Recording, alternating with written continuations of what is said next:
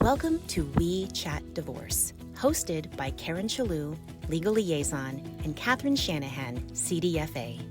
Each episode, we sit down with divorce professionals and industry experts to provide insights and frank discussions about real people, real situations, and real divorce to help you achieve your best life post-divorce. This episode of We Chat Divorce is brought to you by My Divorce Solution, offering divorce financial planning so clients can secure the divorce settlement they deserve. Visit mydivorcesolution.com to request access. There's a quiet kind of divorce that doesn't start with papers being filed. It starts years earlier when the marriage stops feeling alive, but no one knows what to do next. Most people do not know what to do next. Today, we're talking about that in-between space where fear, indecision, and obligation keep people stuck. Welcome back to We Chat Divorce, brought to you by My Divorce Solution. I'm Karen Chellew, Legal Liaison, helping you navigate the legal complexities of divorce with clarity and confidence. I'm Catherine Shanahan, Certified Divorce Financial Analyst and your partner in long-term financial security. At MDS, we believe preparation isn't just about documents and numbers. It's about strategy, mindset, and understanding the full financial impact of all of your decisions. What most people don't realize is that staying in a marriage by default without clarity can be just as costly as divorcing without a plan. Yeah, this conversation was really good. First of all, she's so passionate and it was fun to have her back on, right? But it's a big phenomenon out there of people our age and older who just feel so stuck in their marriages. And I like how she talks about it and how you can look into your future in a different way by making these decisions, whether you choose to stay or go. Yeah. And it's not always a decision about whether I divorce or not. Sometimes it's a decision about other things that lead to that decision. So I think she did a good job with that too. And Yeah. if you've been living in a marriage that's been emotionally over for a long time, you will want to listen closely to what comes next. So let's welcome our guest, Karen Covy. Karen, welcome to We Chat Divorce. Hey, I'm really glad to be here. Thank you so much for having me. We're so glad to have you back. You're one of our favorite guests that we have here. And for our listeners, if you didn't hear our conversation with Karen, I think it's been at least a year or so ago. Let me tell you about her, an update. So Karen Covy is a divorce coach, lawyer, mediator, author, speaker, and podcaster. She coaches busy professionals and business owners all over the world to make clear, confident decisions about their most important relationships. She also helps them navigate through divorce with less conflict, unnecessary expense, and needless drama so that they can create the life they truly desire sooner than later. Karen is the author of When Happily Ever After Ends, How to Survive Your Divorce Emotionally, Financially, and Legally. She's also the creator of the online divorce programs, the Divorce Roadmap 3.0, and How to Successfully Mediate Your Divorce, as well as the host of the podcast, Off the Fence, Mastering Decision, Making Divorce, and more. And I am out of breath. Excellent, Karen. Kudos to you for all that you've done in this space to help people divorce a better way. And so today we want to talk about helping people who feel stuck, particularly in long-term marriages that have quietly fallen apart. So let's start there, Karen. How do you define what you call a hidden divorce? A hidden divorce is what, unfortunately, so many people are suffering from, which is they're legally married, probably still living in the same house, but living like strangers, living like two ships passing in the night. The intimacy has long since disappeared from their marriage. If they talk at all, it's about logistics. Where are you going today? Or, what about if the kids are still at home? What's the kids' schedules? What are they doing? But their interactions are shallow, they're superficial, they're not they don't talk very much, and they certainly don't talk about anything they care about. They have disconnected emotionally from the marriage a long, long time ago, but they're still legally married on the outside. And so, do you feel that they find themselves in that place because they're reticent to upset the apple cart of sorts, or maybe they don't know what lies ahead, or they just don't have energy to deal with it? What do you think would be a reason that keeps them in that stuck place? All of the above and more, right? So people will stay stuck for a variety of reasons. For some people, it's inertia. It's just this has always been, or it's been this way for so many years, they can't imagine a life beyond what they have. Or number two, they stopped communicating a little bit by little bit over the years to the point where they're now strangers and they don't even know where to start, or they have so little in common, they don't know what to talk about anymore. It can also happen because they've drifted apart and one spouse might have had an affair and they never dealt with that. They never dealt with the emotional pain with whatever's going on. So there are a lot of things that can keep people stuck. Also, the fact of the unknown. Okay, if we get divorced, especially if we're later in life, let's say 50 plus, although from where I sit, 50 is not later in life, but that's just a different discussion. Um, so, when they're thinking about what do I do moving forward, if I did divorce, would I have enough money? What is that going to do to my lifestyle? What is that going to do to our family? Because even if the kids are older, it still affects them. It affects their holidays. It affects their relationship with each parent. So there's so much uncertainty and so much of the unknown involved in making this change, making this transition, that a lot of people are like, I don't know, maybe should I, shouldn't I? I don't know, I don't know. And that keeps them stuck in the hamster wheel. Hmm. And some people like being stuck. Yeah, I mean, you wouldn't admit it because, like, if you were having a conversation with someone, they'd say, no, of course I don't want to be stuck. But the idea of actually doing something to move them forward is so terrifying that it's the devil you know versus the devil you don't, right? Mhm. You know your situation right now. It may be uncomfortable, you might not like it, it may not be the life you ever wanted, but you know it. And if you go into something different, you have no idea what that's going to look like. And for a lot of people, that's terrifying. Mhm. And Yeah, rightfully so. You go know, ahead, Catherine. Yeah.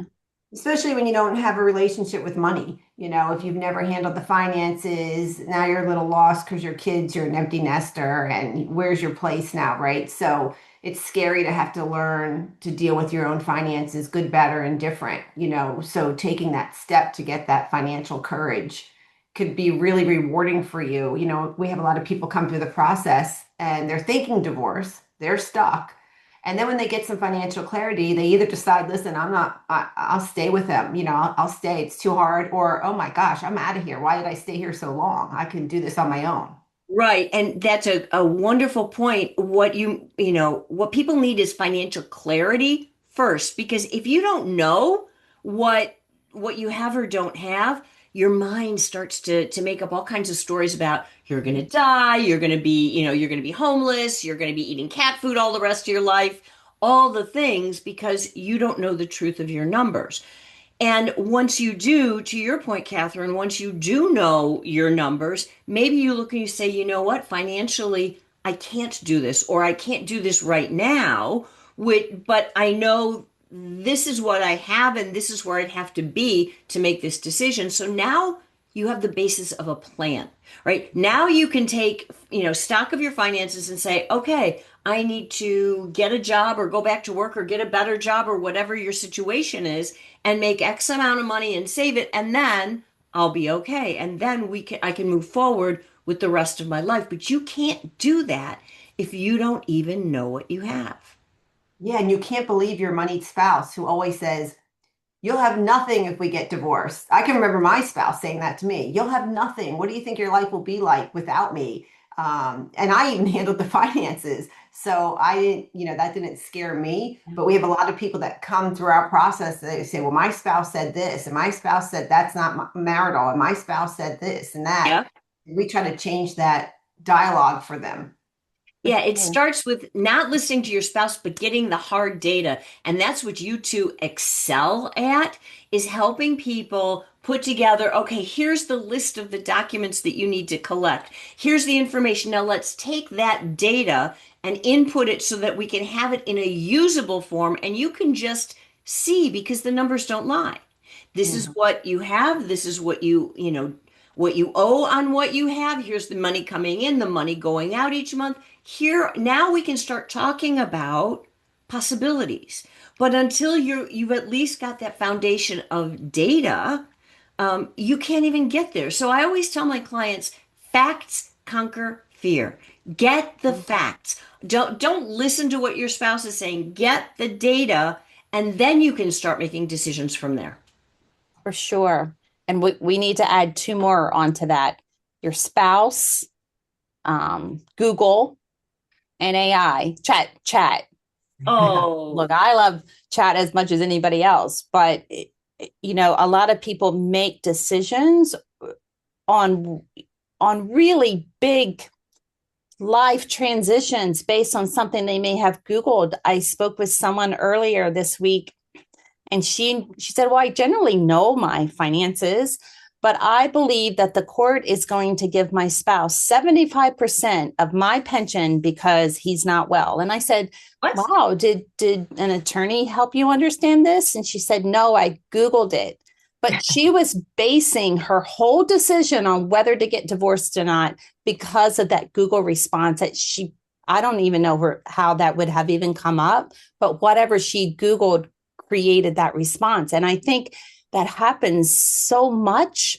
People do listen to their spouse. They do listen to a lot of noise that's not accurate relative to really how it works. And you can know your net worth statement all day long, but taking that and placing that into a division scenario is critical.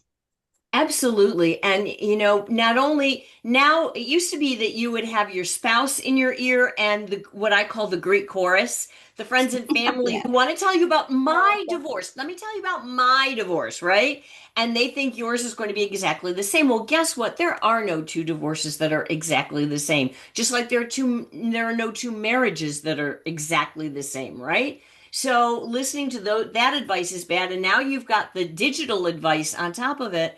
And I use AI a lot. I love AI. I'll put that out there. But I hold AI to task. Sometimes it gives me, I'll ask a question, it gives me answers, and I'll be like, wow, that's fascinating. I didn't know that.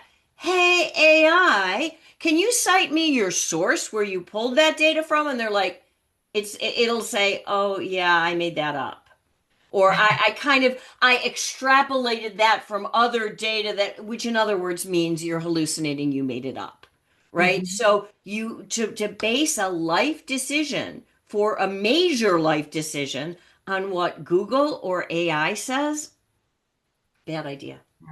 Yeah, that bad idea for sure. Yeah. And I think, a lot of people want that. And that is our culture. We want that instant response. We want that instant answer. But the process of going through and understanding and educating yourself and knowing what your need is and what your ability to pay and what things would look like helps then not even limited to knowing whether you get divorced or stay married, but it helps you know the pathway for that. Maybe you would separate first. Maybe you would do a lot of things first. Maybe you need several, conversations. I have a client now who needs to go see some estate planning attorneys and real estate attorneys to clarify some documents before even getting financially clear. So there's so many elements here that people can't even know what to Google or know what to put in that to get the responses. And I think more and more, it's becoming a pitfall when people are going through the divorce process because there's so much noise around the decision making. Right. And there's a lot of nuance to divorce, right? Mhm. And you could change one little thing that doesn't seem like it's important to you. But for example, you could tell it to me as a divorce professional, as somebody who's been doing this for decades. And I can say, no, no, no, no, that matters a lot. You got to know, is it A or is it B? Because that changes everything. Financially, it's the same way. Is that an investment account or is it a 401k account? Huge difference. Mhm. So knowing the devil is in the details, as they say, and you've got to know those details and to rely on something digital, getting input from the internet or from AI, why not, right? But to rely on it is a bad idea. In time, it probably will get better, but right now, especially, it's not where you need it to be to base a decision that's going to affect the rest of your life. And it also doesn't help you brainstorm. I mean, people who are stuck in do I stay or do I go? It's not a binary decision. You think it is, and that's why you're stuck. It's either, I go down this path, which is scary, or I stay on this path, which is also scary, right? So, or, in different ways. But there are, to your point, Karen, there are different options. You could separate, you could do a trial separation, you could you could work out a financial arrangement where you're still legally married, but you live separate lives. There are a lot of options that people don't think about. You could have what I call a legacy marriage, where you're staying together to keep the financial estate together, but you make other agreements personally in the relationship that allow you to have some happiness, that allow you to grow, be peaceful, live more of the life that you want. But you can't choose those things if you don't even know they exist. Yeah.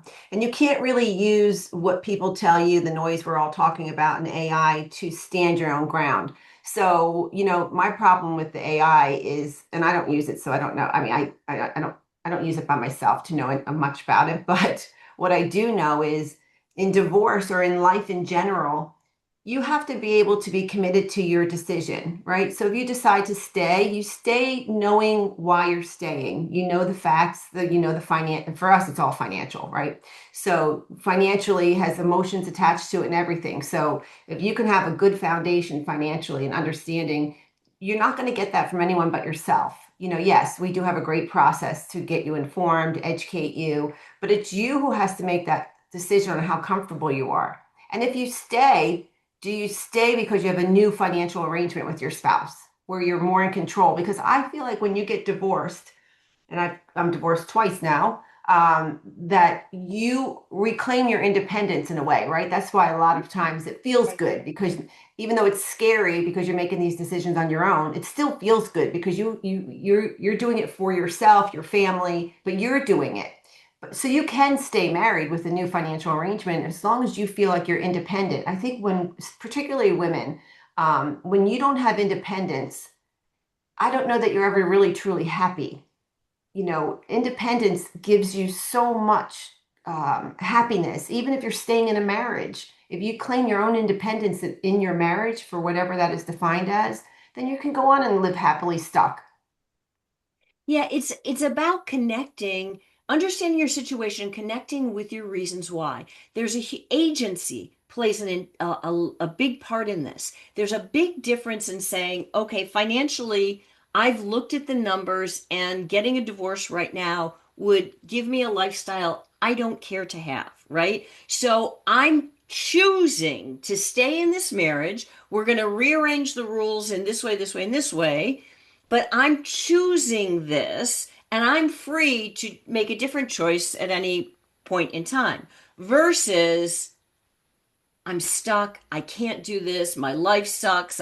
Then you feel like somebody is doing it to you.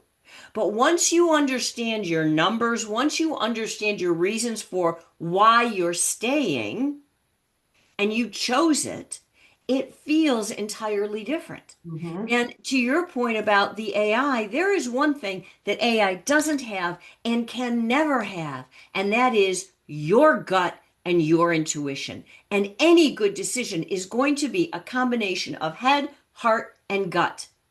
And AI doesn't have your heart, it doesn't have your gut. All it's got is the data, the knowledge part, the head part.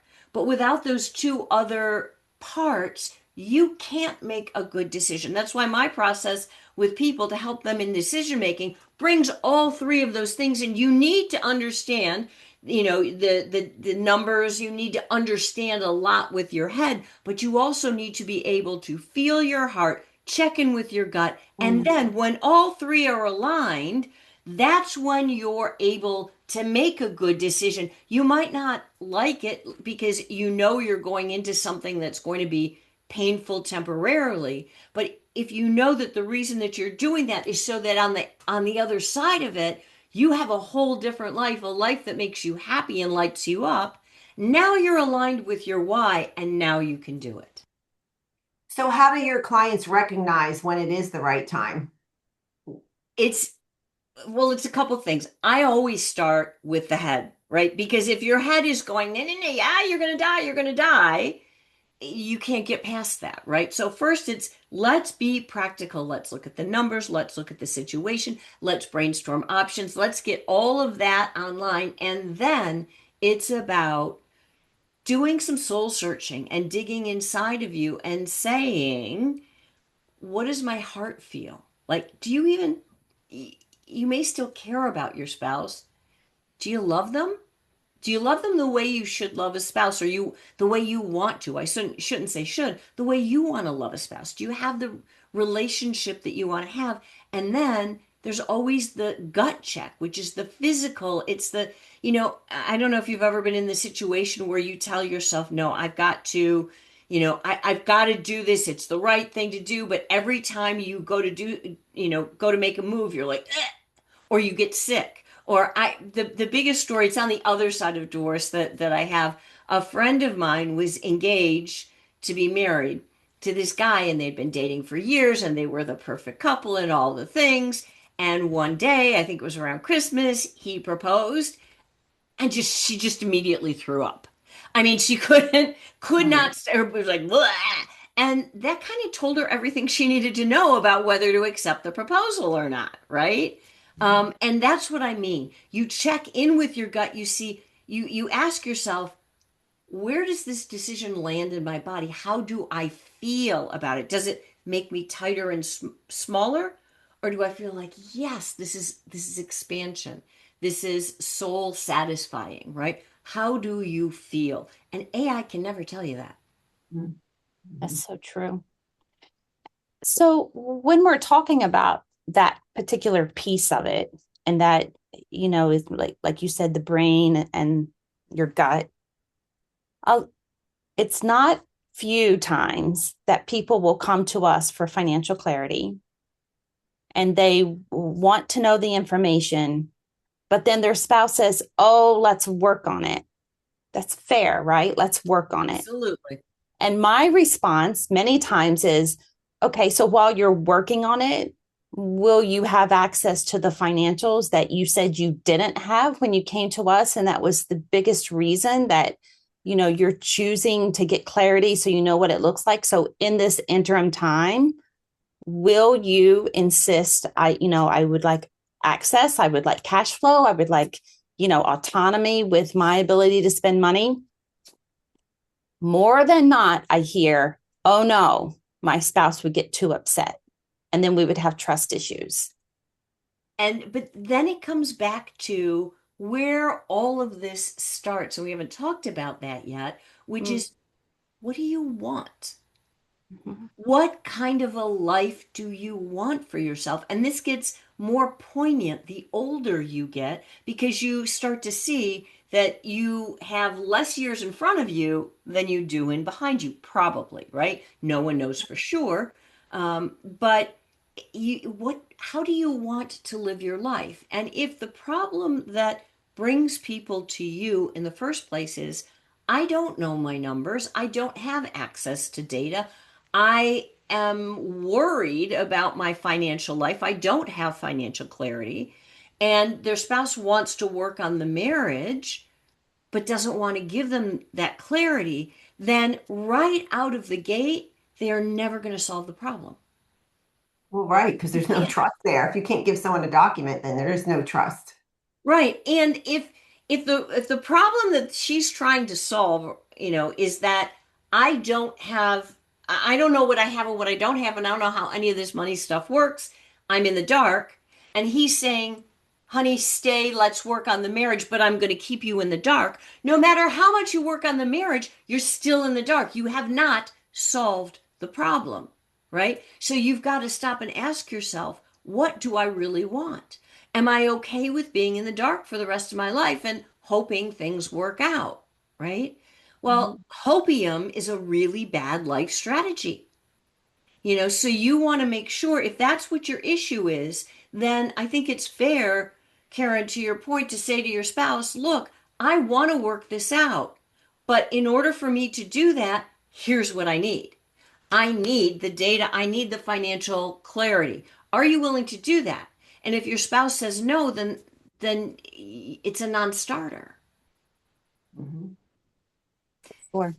It's just you've got to decide what is the problem you're trying to solve? What do you really want? And it's complicated. I mean, that's why working with people like you to get financial clarity, working with someone like me to get coaching so you get clear in your head so you can figure out what do I really want is critical because there's so much swirling around in there. It's just a big mess. But working with people who have a process for identifying, you do this, you do this, you do this, and then you figure it out is a beautiful thing. And if you can work on your marriage 100%, if that's going to work out, 100% do that. But if but on the off chance that it's not going to work out, you've also got to understand, you've got to keep things going. Like you still got to get that financial clarity. There's no other way around it. And if your spouse isn't willing to do that, that tells you how much they're really willing to work on the marriage. Mhm. So true. And even with great divorce, great divorce is difficult, particularly on women, because you feel guilty. It's a guilt-driven process because there's no real reason. It's typically not a cheating situation. A lot of times the women have nothing bad to say about their spouses other than, listen, 30 years and we're just different. I grew differently, he grew differently, and I want to live differently, and he should want to live differently, but you need to have financial clarity and you need to unravel your emotions, which is why I like they go to your process and they work on the emotional piece. You don't need an attorney for that. And then to come through our process and work on the financial piece, you don't need an attorney for that. So when you work through all of that, you probably need a limited amount of time with an attorney to make sure your legal rights are all being covered or your agreement is being written, even if you get a postnuptial agreement, right? So it does matter how you start and move through the process so that you can make the right choices for yourself. 100%. And when you have that clarity, here's the difference. When you are clear that you wish this could work out, but in your heart, in your gut, in your head, that this is not the path for you, you can move through your divorce with a strength and a courage that you can't move through it with if you're constantly saying, did I make the right decision? Should I try again? Should we should we go to marriage counseling? Blah blah blah. If you're constantly in this tug of war with yourself, you're not going to be as empowered when you're going through the divorce process. And even if you do go through it, when that's your headspace, you come out with first of all, an entirely different experience of the divorce and likely a very different result, right? So people don't think about it, but there's a mindset that goes with this. There's internal work that goes with moving through a divorce in an empowered way, in a way that leaves you healthy and whole at the end of it, so that you can start your next chapter from a place of strength versus having to spend the next 10 years after your divorce in therapy because you're so screwed up. Yeah. And in the gray divorce area, it's often that if our clients or any person going through the divorce process doesn't have that mindset or that clarity or that focus of moving forward and very committed to that. They, to your point, I like that you said that there's a lot of polling going on, and usually it's inclusive of their adult children or young adult children, and that's how they get involved, and that's not good for anybody. It's very taxing on their children. Kids, even if they're adults, right? Your children are your children, and they will be your children until all of you die, right? Mm-hmm. So they feel, and as you age, the tables turn, they start to feel more responsible for you versus the other way around when they're small, right? So they have a tendency to get sucked into your emotional drama if you and your spouse are fighting, especially in a divorce. Or they'll say, keep me out of it, but it hurts them. They see what's going on, they see the fighting, especially, holidays come along. Now what do? They can't put everybody in the same room. Do they go to mom? Do they go to dad? Nobody's ever happy. The kids are totally pulled apart, and they feel responsible not for your marriage falling apart. That's not their issue at that point. They feel responsible for your well-being. So if Mm-hmm. you go through a divorce and you're depressed and you're crying all the time and you're upset and you're an emotional wreck after the divorce, your kids feel like they need to do something to help you, to fix you, to support you. And then when they're doing that, that automatically puts them at odds with their other parent, right? And usually most kids love both of their parents, and so it just puts them in a really tough place. And a gray divorce can send your kids to therapy, right, if you don't handle it right. And you don't want to do that. No parent wants to do screw up their kids. I mean, unless they're a psychopath or something. But you do it unintentionally. You do it because you don't see what you're doing.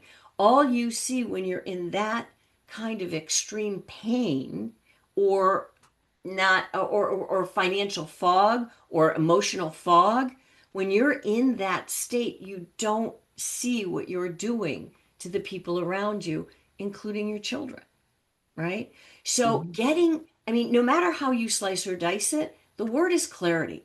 Getting clarity over your finances, over the state of your marriage, over what do you want for the rest of your life, over what kind of relationship do you want with your kids, where do you want to live, how do you want to live. Getting clear about all of that makes the rest of this fall into place so much easier.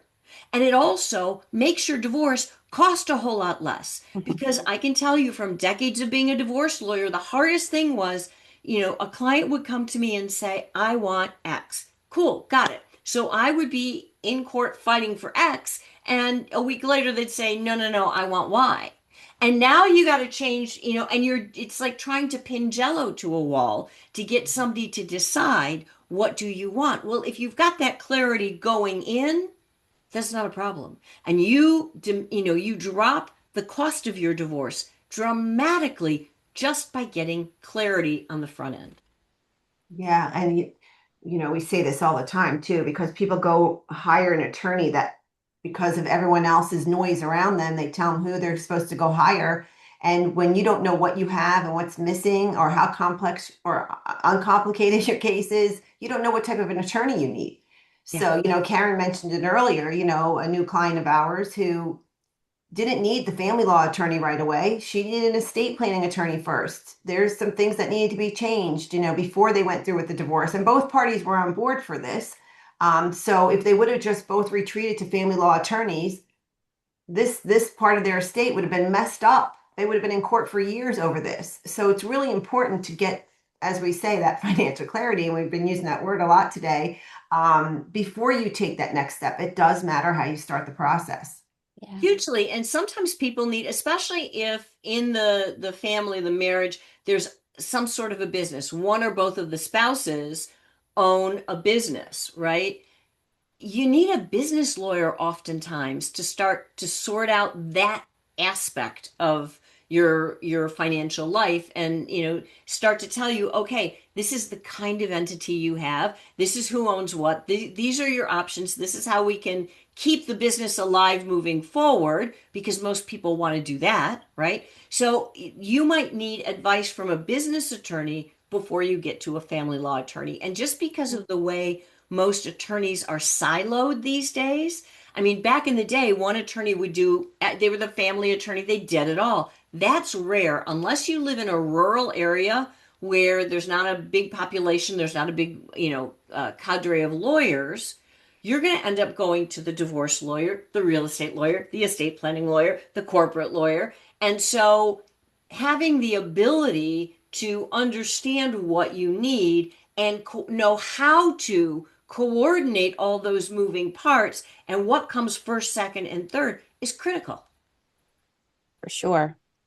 Because, a lot of people think, and I think I may just be reiterating what you said, when they go to the family law attorney and you've experienced this, Karen, you see the business, you see the pension, you see the Bitcoin, you see anything that needs to be, may need a separate valuation. Immediately, let's get a forensic, and you will need a business valuation, and we need appraisals. And sometimes that is being done and hired before the client even knows what they have, and a scope of work hasn't even been discussed, and they don't understand that. But the reason, and you could verify this, the reason for that is that an attorney doesn't give financial advice. So in order to address their client's questions, that is the response. Well, you'll have to get a forensic because I can't value your business for you. And so it's kind of misunderstood by the client that they need a forensic, maybe not. It's just the questions that they're asking would require that particular analysis. Am I saying that correctly? Yeah, people, they throw around the term forensic or forensic accountant really loosely. And Yeah. first of all, you have to understand you don't always need one. And number two, if you do, it's expensive. You're not going to hire a forensic accountant for $1,000. Right. You're dreaming, right? The numbers go way bigger. So first you have to analyze, what do I need? What level of professional do I need? How much is it going to cost? What's my upside of gain if I hire this person, they find things? What's my downside? If they find nothing, how much am I going to be out of pocket? And you start to make a well-reasoned decision once you've got all of that information. But you also have to understand, as a divorcing person, there is the Cadillac of service, which is a huge professional team, all of the bells and whistles, everything, all the I's dotted and T's crossed, but that costs you a lot of money. Or there's the Volkswagen, which also can get you to the grocery store, but not in quite as much style and not as much expense, right? So the question is, what do you A, need, and B, what do you want? Sometimes you don't need the forensic accountant. You don't even need the business valuation if you have certain information, you have certain data, and you make certain agreements with your spouse. You're like, look, I won't get the business valued if, blah, blah, blah, blah, blah, right? Because if the business is going to be paying you, through the business pays the spouse, and then you're getting spousal support, and you know that the business valuation is going to cost however much it's going to cost, maybe you make an informed decision that, yeah, I really don't need that. Especially if the business is a personal service corporation with one or two people in it, like valuing that is going to cost you probably more than what the business is worth, right? So it's about having all of the data so you can make an informed decision of, do I want the Cadillac, or am I just as happy with the Ford, because they both get me to where I want to be. Yeah. So this is a great conversation. I'd like to leave a couple of takeaways here for our listeners. I'm writing a lot of notes as you're speaking, right? So what I'm hearing is it's really important to know what you want and what you need, which are two different things, right? And you can't do it without emotional clarity and financial clarity. It's just not going to work if you don't have those two things. You're not going to get what you want or what you need. in either case. And I also like the head, heart, and gut, the way that you work with your clients, working on their head, their heart, and their gut. Because, women have and I know this, we have a lot of men listeners, so I'm not leaving you out, but, I can always remember my mother saying, women have a gut feeling all the time and they should always listen to it, right? Mhm. And don't listen to all the noise around you and all the noise in your head. Get that out in writing, write it down, work with Karen over some of that, and come to us for the financial clarity. And you'll have a much better process moving forward. Exactly. For sure. Karen, thank you for bringing such clarity and compassion to a topic so many people really struggle to talk about and maybe even think about. So, where can our listeners learn more about you and your work? The easiest place to find me is on my website, KarenCovy.com. That's KarenCovy.com. And I'm Karen Covy on all the socials. Perfect. So, if you're navigating divorce or even just quietly questioning your marriage and want verified numbers, expert analysis, and a clear plan before you talk to attorneys or mediators, visit mydivorcesolution.com to learn about the MDS financial portrait. And join the MDS community. It's a free supportive space with expert guidance, resources, and a live Q&A events where you can ask us questions without any pressure or judgment. We'll put all of the links in the show notes today. And to our listeners, don't just like or share. Leave us some comments. We can always have Karen back on. Take a breath. You don't have to decide everything today. Protect your peace and let knowledge be your power. Thanks for joining us on another episode of We Chat Divorce. We hope this episode was informative and supportive on your divorce journey. If you're looking for more support for navigating divorce with confidence and clarity, head over to mydivorcesolution.com for more podcast episodes, divorce events, and resources for your divorce. We'll see you back here for our next episode.